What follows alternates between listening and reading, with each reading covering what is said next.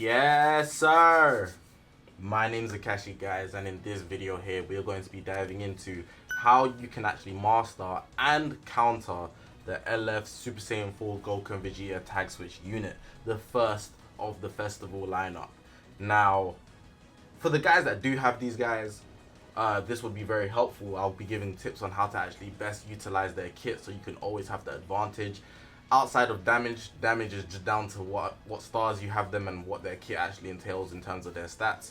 But for you guys to actually make the most optimal plays when using them, this video will hopefully be helpful in guiding you with actually pulling out some sick plays. And on top of that, for the guys that don't have them or didn't want to go for them, if you're having trouble actually fighting them, shouldn't be a lot of people, but in case you are, this would be also a good video to actually help you get the edge over them. So I'll be doing the first segment of the video with mastering, then the other side will be countering.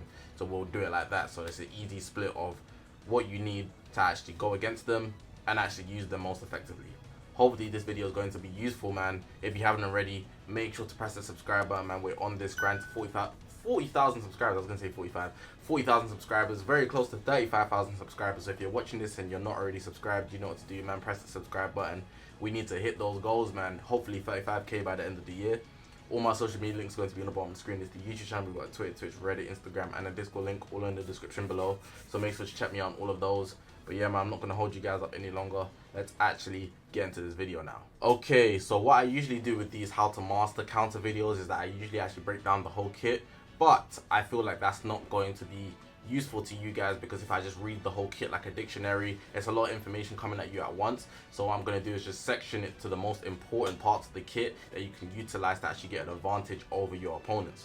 So in this case here, the first thing we're going to start with is actually the green card. Now the green card, if you've never dealt with it, which shouldn't be the case, is an explosive type green card. Now this green card works at medium range and close range, not long range, but just so you know, you can use it effectively at long range as well. If you have big cojones, you gotta be brave. It takes much more risk if you're using it at long range. But because this is the type of green card that you have, it's gonna be a lot more risky.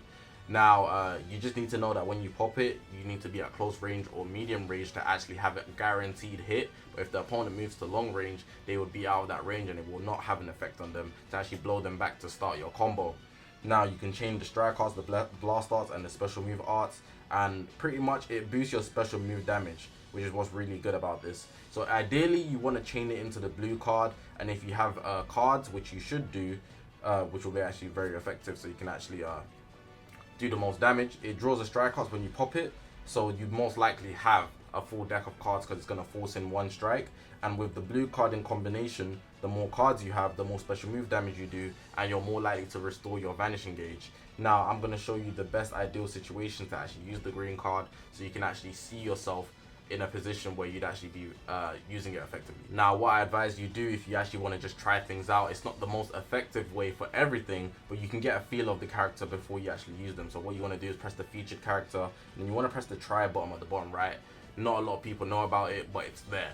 So yeah, definitely go ahead and do that. And you see I'm going to be put in this position here, so I'm just going to try to draw a green card so I can actually show you what I do with the green card effectively. So there's many ways you could use it, obviously. And they actually took out the Cyberman's health, damn. Hopefully I draw a green card right about now. Come on, game. There we go. So with the green card, what you'd actually want to do is ideally use it in a position where they actually do a blast arts or a strike arts. Now, say if they blast arts you, right, you'd hit the vanish step, you'd end up close to them like this, right? But then they'd be able to actually do the blast arts cancel and go to tap you if you pop the green card. If you pop it straight away, they'd actually be able to tap you out of the green card. So what I like to do ideally is immediately when you vanish step, you end up at close range to them. Do not dash back like this because you have to wait for the animation to finish. I actually like to glide back directly after the vanish step. So if they do a blast card from long range or mid range, I would vanish, and then when I'm close range like that after the vanish, you glide back, and as soon as so you see as soon as you hit that point, it's even before you're stable in that situation. As soon as you glide back, you can see the screen does that push back. You pop the green card effective immediately. That way when they're still in the tap animation, the odds of you actually catching them, even though you're at mid range and they've tapped, even if they do a single tap, they won't have enough time to actually get to long range and you might be able to catch them. That's one way I'd go about it. It's very effective. Another way I'd actually go about it is actually just using it effectively right after a strike art. If you vanish and they're doing a strike art animation, they can't cancel it. There's no strike art animation, strike arts cancel, and as soon as you're in the position next to them and they're just in the strike arts position waiting to possibly sidestep to catch out the fact that you're possibly using a blast, blue, or a strike art, if you don't use any of those, you have the explosive green, and then you can land it in that position. Those are the best positions to actually use a green card in. But if you want to know about the long range position, which is actually the riskiest position, I don't need a green card in my deck to show you. But what you'd actually be able to do is to catch them in a sidestep, or to catch them like in a perfect vanish. Now, it's way too risky to pull off in any normal scenario, but if you're desperate, you could catch them. So say if you're at long range and the opponent is consistently sidestepping on the other end, this would actually be very, very effective. So you see them consistently doing this.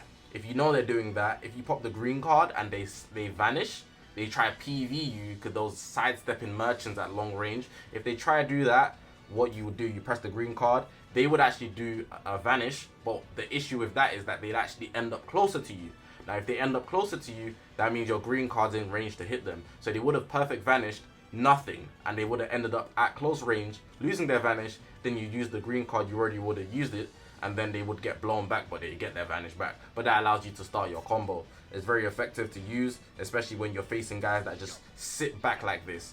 It does require a lot of precision, and it's not the best way to use it, but you could actually catch out somebody that's not being aggressive at all, so that you can actually counter their playstyle, because then they'll think twice about consistently sidestepping. You could force them into a position so you could then use it at close range or at mid range. It's very effective for passive players, but you also just have to know what you're doing very, very carefully. So just bear that in mind. It comes with risk. That last one comes with risk, but if you can pull it off really well, I definitely advise doing so. But yeah, those are the green card mastery ways I'd advise. Those 3 ways, very effective generally speaking. Now, the next thing I want to go into is the blue card. Now, personally, I don't really care about utilizing the blue card in its most effective form, simply because I feel like trying to get your vanish back could actually put you in a worse situation, because you're praying it comes back and then you lose priority.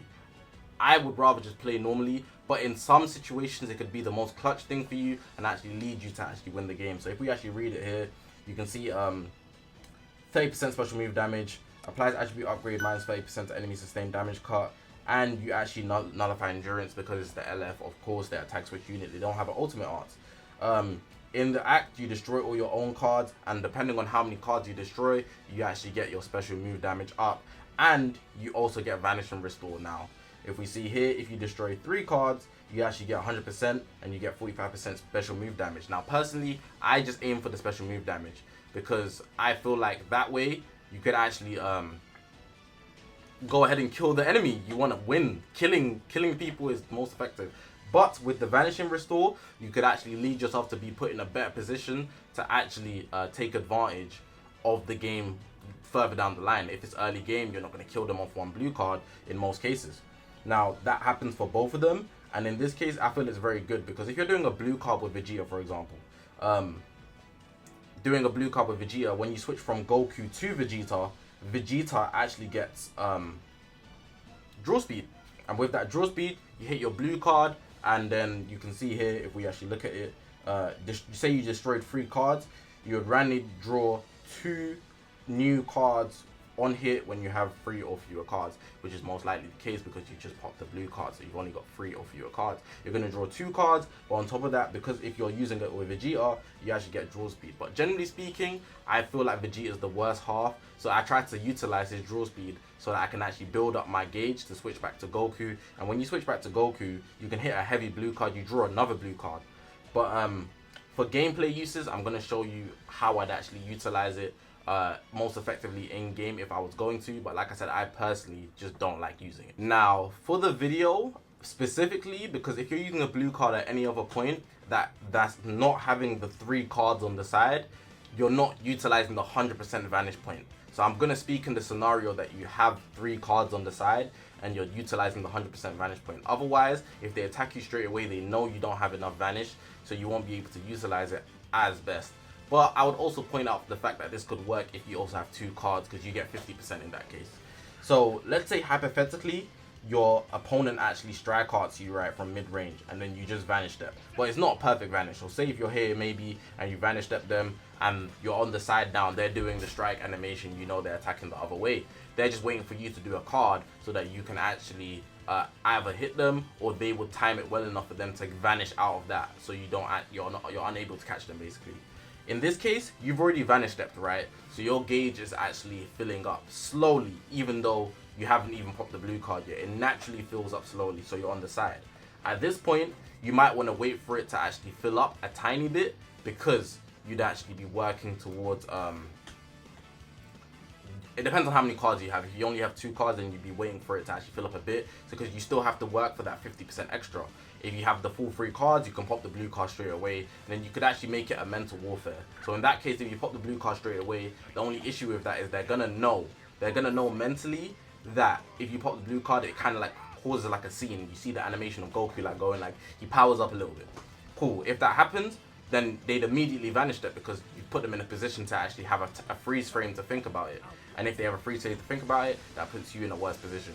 But at that point, you create a mental battle. So it's either you're going to vanish step straight away. If they know the kit, you're going to vanish step straight away. Most likely, they would actually know that you're going to do that. So then you'd actually wait. In that case, you wouldn't get the vanish step. You just sidestep and they've caught you now. Or you go for the other scenario, because they know you have your gauge filled. You wait there. So maybe they know you're going to actually attack straight away. So then they vanish step. It could be either way. Regardless, you put yourself in a 50-50 that way. And I don't feel like that's the best thing you want. Mentally, you know that you could possibly win that 50-50, but that's just gambling. You want to put yourself in the strongest position. The strongest position. So in this case, what I like to do, because most people know that if you've got a blue card in that position, say for example you're running the tag force with Pan, hypothetically, you can beat them in their own game of waiting for the blue card freeze frame to start. So let me show you what I mean. If you pop the blue card freeze frame, you can see at this moment there where Goku does that, it gives them enough time to see that you're going to actually do the blue card, and they'd be able to sidestep if they're in that strike animation. And that's obviously not what you want. So what I'd actually do in that position is actually hit them with a strike card straight away. If you hit them with a strike card straight away, not always, obviously it's a mental warfare no matter what, but I often try to play the unorthodox play so that they wouldn't actually expect to be hit with either the green card or the blue card. Because with those, you can tell. The green card is inevitable if they actually pop strike cards. If it's a blast arts, then they'd be able to maybe tap you, and then your blue card wouldn't activate either. So I often like to go for a strike card after I vanish step straight away, because they would want me to it's common sense to try to put yourself in the best situation, which would be using the green card or the blue card. So I'd go for the most unorthodox play. Do something that you're not comfortable doing, and you might end up with a good result. That's what I'd do, but in most cases, that's going to be mostly gambling. So go for the strike cards is what I'm trying to say, so that they don't have that freeze frame to think about, oh, maybe you're going to go for the blue card to restore your vanishing gauge. Maybe you're sitting there because you want to hit me with a heavy blue card. You know what I'm saying? You need to put yourself in a position where the enemy isn't thinking about it. That's why I usually go for a strike arts. Specifically a strike arts, because blast arts also give you a split second of thinking time. Strike arts are almost instant. You won't be able to predict it unless they were always trying to vanish step instantly. Now, this part of this kit is very, very effective, and you shouldn't waste it. You need to actually bear in mind what happens when the enemy rises rushes. So you can see here the following effects occur when an enemy activates an ultimate art, awakened art, or a rising rush while this character is on the battle. So if any of those actually get pressed and you're using the tag force, these two things happen. So the enemy is inflicted with no switching for 5 timer counts. They are unable to switch out. So you need to bear that in mind. They can't switch out. On top of that, shortens ally sub count by 10. So that means if you get rushed from mid-range or something like that, you can actually switch out. You can switch out faster. If you're in a position where you've lost your vanish and then you get rushed, your sub counts go down, so at least you can sack somebody else off to keep your tag force alive. Those are the best ways to actually utilize it. On top of the fact that if they're comboing you and you're not having the tag force in, one thing I like to really do, it's very subtle, but it does make a difference. So let me go to the character list so I can show you something. If you're using the tag force, I presume you might be possibly using GT as well. One thing good about this guy here, you see this guy here? Every time he faces an enemy, right? every time he faces an enemy, he buffs your team. Now let me find where it's written in his unique abilities. It's one of these. It's one of these. The following effects occur every time when faced with an enemy. So you can see here, 15% of damage inflicted by allies. Now, let me put you in this hypothetical. Let's say you are actually getting comboed and you have this guy in.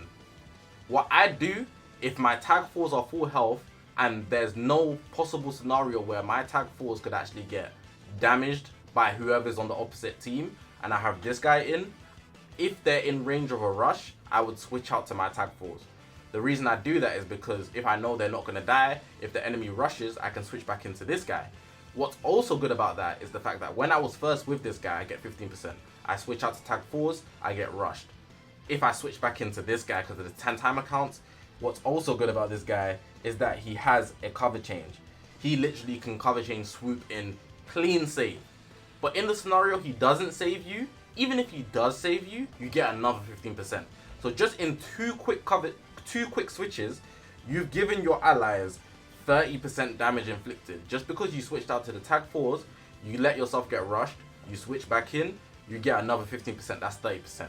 If you save yourself, you save your 4Q and you get 30%. And let's say the enemy decides to switch out again after they missed that rush because you swooped in and saved your tag 4s. That's 45% within like 5 timer counts. It could be that fast. You've now got 45% for your allies, and then if that next combo, if you get priority, you do amazing damage. It's very subtle, but it's something that could attribute to you actually winning the game way faster. And if you have that in mind, you can actually just take advantage of it. On top of the fact that if they did that, they're locked in, so you can be hella aggressive. Pay attention to those signs. It's not just the rising rush, by the way, but that's the main example that I want to put you to think about. It literally says here, let me read it just for you guys again. The following effects occur when an enemy activates an ultimate art, awakened arts, or rising rushes. Really and truly, nobody has an awakened arts like that. Nobody's using awakened arts in the meta. But maybe if you're fighting against the new unit that's gonna have that, you know, awakened ultimate arts, it puts you in the position to actually be able to take advantage of the shortened ally sub count and the no switching. So yeah. Big brain plays. Now, the last thing for mastery that I want to point out is the fact that you need to know when to tag switch. If you don't know when to tag switch, you're not going to be able to get most value out of the fact that you're tag switching, because obviously when you tag switch, certain things take place. So we got here Goku. When he tag switches to Vegeta, the elements reverse. The elements reversing is a very key part. I've seen some people make some stupid plays because they actually just tag switch in a moment where the enemy would be type advantage effective immediately, given that they tag switch. So say I'm green, if I tag switch to Vegeta, I then actually have an advantage over purples, but I'm weaker over blue. Who's blue in the meta right now? Beast Gohan. You can't tag switch recklessly. It's Beast Gohan's around the corner, so you need to take advantage of the scenarios when you should do so. So reverse elemental factor, draws one card if there's 3 or fewer, restores own health by 20% and ki by 30, increases own arts card draw speed by 1, level for 15 timer counts, and -10 to own strike and blast arts cost for 15 timer counts. Now when you switch to Vegeta, you get draw speed. Now I always like to point out when I'm using the tag 4s that Vegeta is the worst side, generally speaking. So what I like to use Vegeta for is to actually tag switch when I only can get type advantage, or I just want to actually extend the combo, utilize the draw speed, and then get him back out, as in returning back to Goku. Goku feels more useful, generally speaking. That's just my experience anyways. So I'd always try to get back to Goku. And in most cases, because they're green, Goku is green. Technically, Vegeta isn't green, but he is.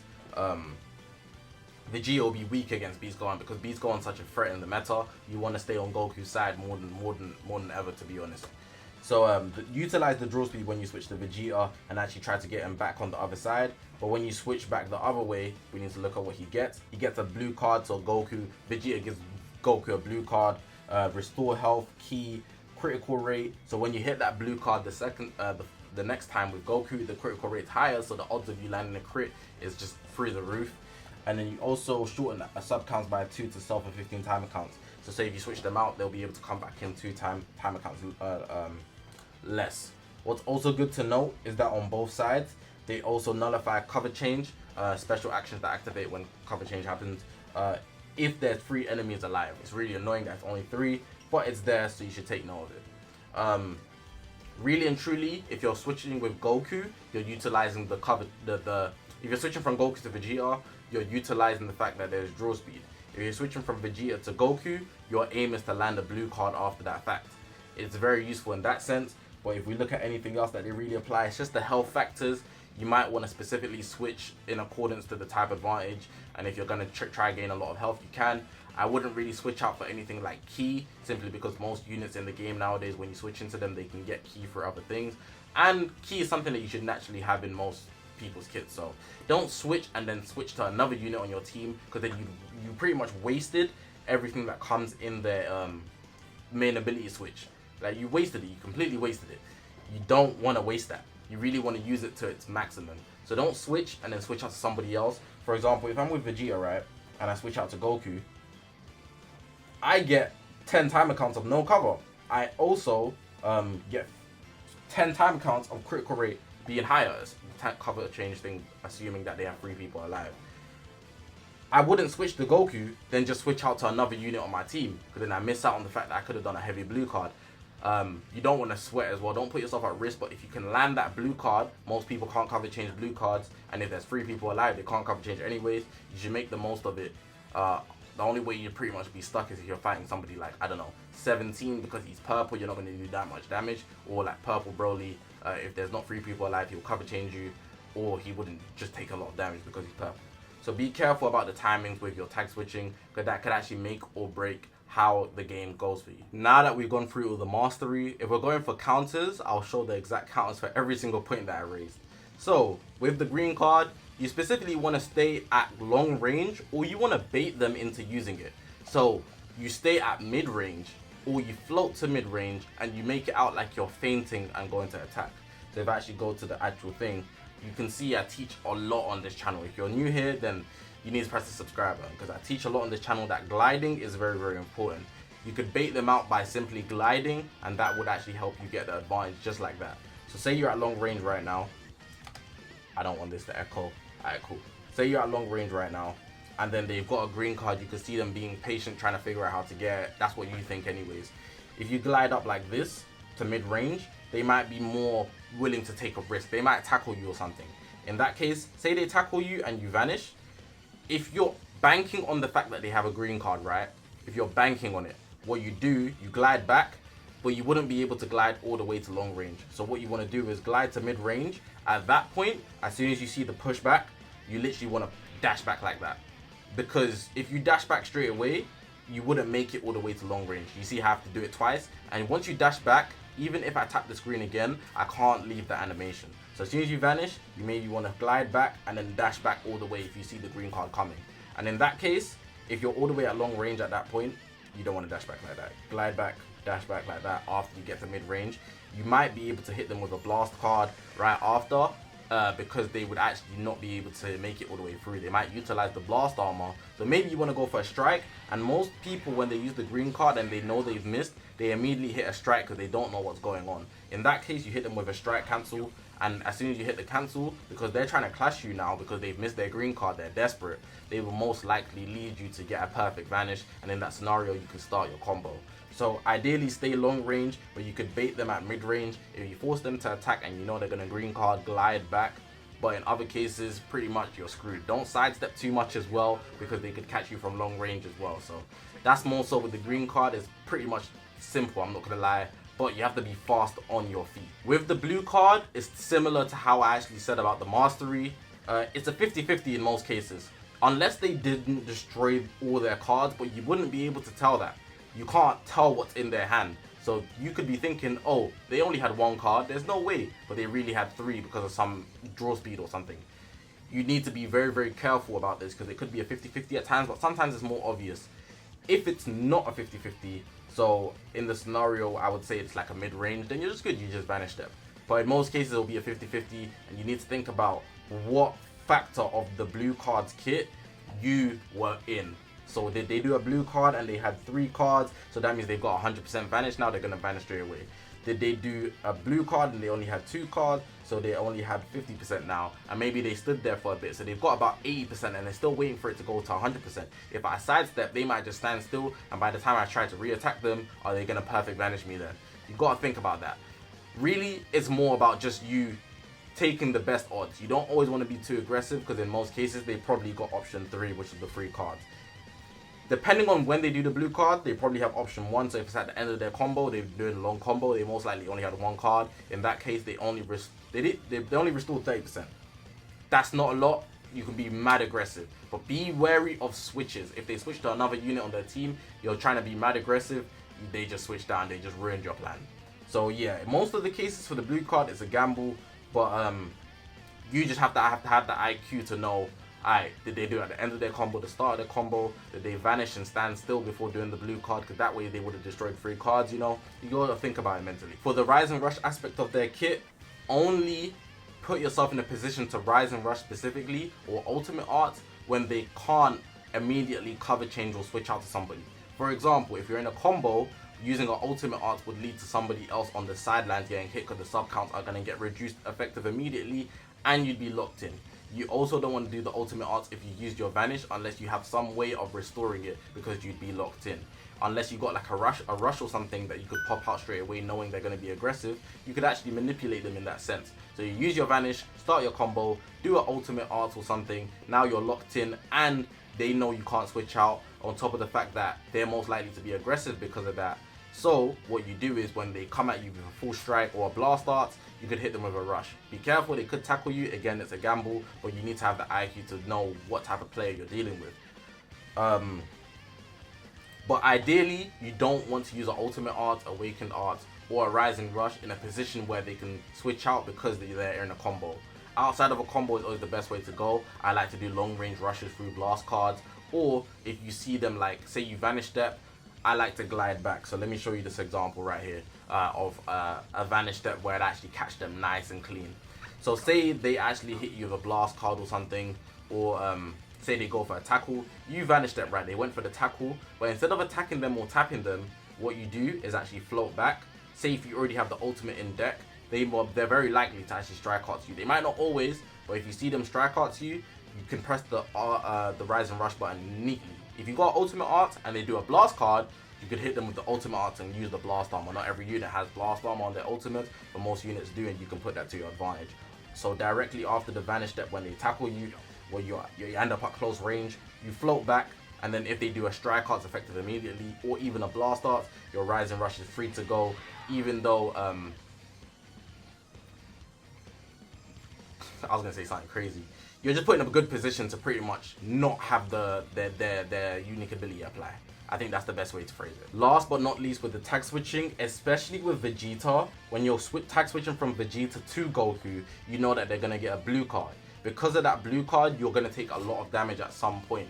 If you know they have a blue card in their deck, you need to put yourself in the best position to counter somebody that's going to use the blue card.